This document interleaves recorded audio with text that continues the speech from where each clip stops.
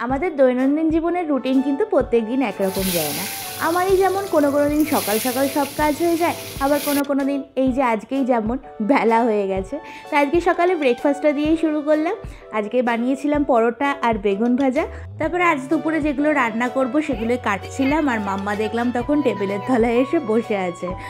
সবজিগুলো কাটতে কাটতে আমি রান্নাঘরে কিন্তু মাছটা ভাজতে বসিয়ে দিয়েছিলাম, আর চালটা আগেই ভিজিয়ে রেখেছি, এখন ভাতটা বসিয়ে দিলাম। এইসবের মাঝখানে বাবা একবার চা চেয়েছিল, তাই মাছটা ভেজে নিয়ে বাবাকে একটু লিকার চা করে দিলাম। তারপরে মিক্সিতে মশলাটাও বেটে নিচ্ছিলাম। রান্না করতে করতে ছেলেটাকে করে দিলাম স্নান, আর স্নান করে ছেলেটাকে রেডিও করিয়ে দিয়েছি।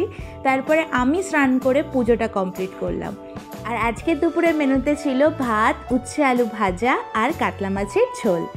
খাওয়া দাওয়া শেষ করে রান্নাঘরে কিছু কাজ ছিল, সেগুলোকেও কমপ্লিট করে কিছু জলের বোতল ছিল সেগুলোকেও ভরে নিলাম। আর সব কাজ শেষ করতে করতে আমার বেজে গেল বেলা 3টে।